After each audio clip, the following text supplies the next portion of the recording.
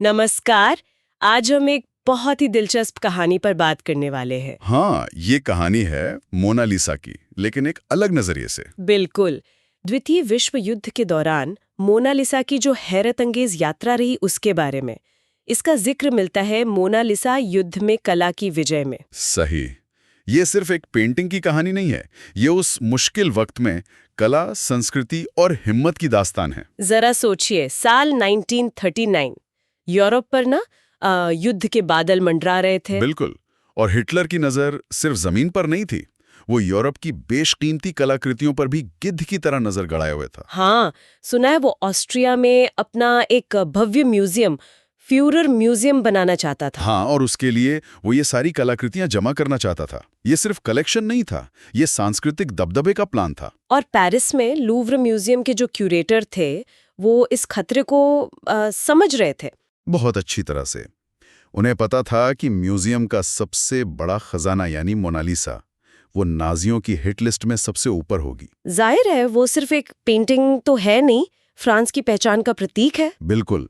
और इसी वजह से सितंबर 1939 में जब जर्मनी ने पोलैंड पर हमला किया, उससे बस कुछ ही दिन पहले लूव्र में एक बहुत ही गुप्त योजना पर काम शुरू हुआ। क्या योजना थी वो? मोनालिसा को उसके फ्रेम से बहुत ही सावधानी से बाहर निकाला गया।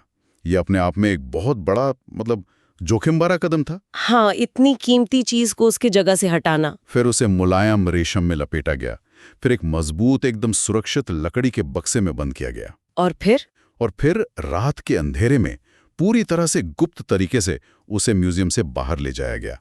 सोचिए, लूव्र ने अपने सबसे बड़े सितारे को गायब कर दिया था। गायब कर दिया, और ये गायब होना, जैसा कि स्रोत बताते हैं, 6 साल तक चला। हाँ, पूरे 6 साल वो वापस नहीं लौटी। तो कहाँ ले जाया गया उसे? ये सफर कैसा रहा होगा? बड़ा रोमांचक लगता है सुनने में। उसे एक एम्बुलेंस जैसी दिखने वाले ट्रक में छिपाकर फ्रांस के देहाती इलाकों से ले जाया गया।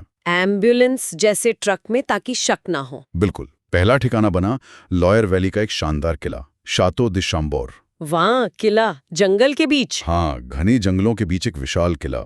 उसकी मोटी पत्थर की दीवारें अब दुनिया की सबसे मशहूर मुस्कान की हिफाजत कर रही थीं। पर क्या वो वहाँ वाकई सुरक्षित थी या खतरा अभी भी था? खतरा तो था ही। वैसे शॉम्बोर में वो अकेली नहीं थी, उसके साथ सैकड़ों और कीमती कलाकृतियां भी थीं। माइकल एंजेलो, राफेल, टिशियन जैसे कलाकारों की। अच्छा, तो वो किला एक तरह का गुप्त आर्ट म्यूजियम बन गया था। हाँ, कह सकते हैं।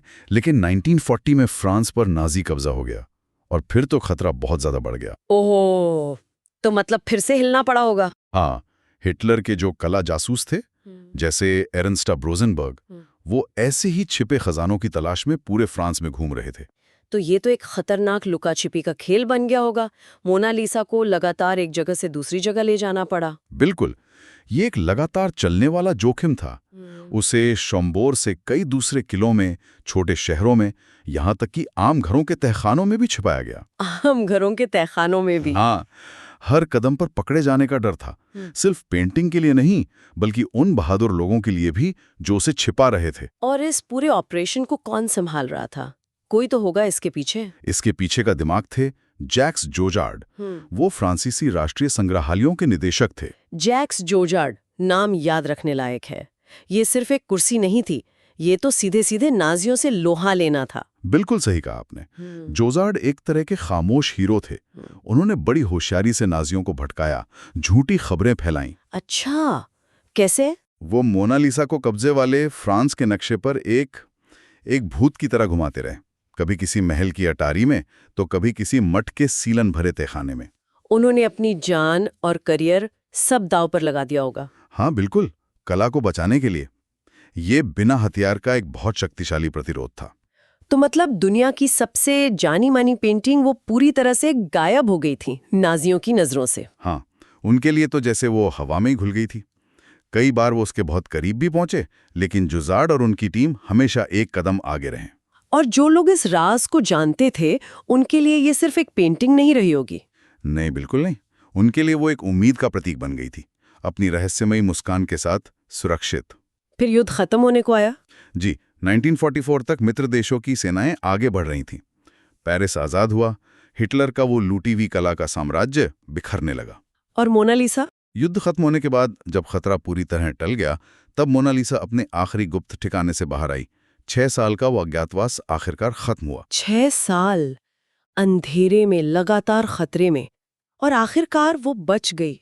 उसकी वापसी लूव्र के लिए क्या मायने रखती होगी? जब वो लूव्र लौटी तो वो सिर्फ लियोनार्डो दा विंची की एक मास्टरपीस नहीं थी, वो इतिहास की गवाह बन चुकी थी, एक सर्वाइवर। हाँ, ये कहानी सिर्फ कला के बचाव की नहीं है, ये उससे कहीं ज्यादा है। बिल्कुल, ये मानवीय साहस की कहानी है, जुल्म के खिलाफ सांस्कृतिक प्रतिरोध की कहानी है। ये उन गुमनाम नायकों की कहानी है जिन्होंने सुंदरता और इतिहास को बचाने के लिए इतने बड़े जोखिम उठाए। सही कहा।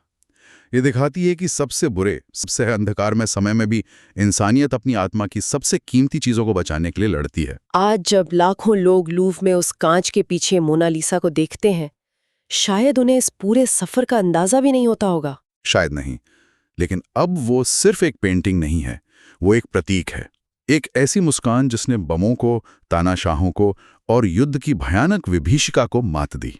वो एक तरह से लचीलेपन और सांस्कृतिक विरासत के बने रहने का सबूत है। बिल्कुल। और ये हमें सोचने पर मजबूर करता है। कला के एक नमूने को बचाने के लिए इतना बड़ा जोखिम उठाना, यहाँ तक कि इंसानी जिंदगियों को भी खतरे में डालना, संकट के समय में हमारे समाज के मूल्यों के बारे में ये क्या कहता है? ये सवाल मन में आता है कि हम किसे और क्यों बचाने लायक समझते हैं, खासकर तब जब सब कुछ दांव पर लगा हो। हाँ, ये वाकई गहरा सवाल है जिस पर सोचना चाहिए।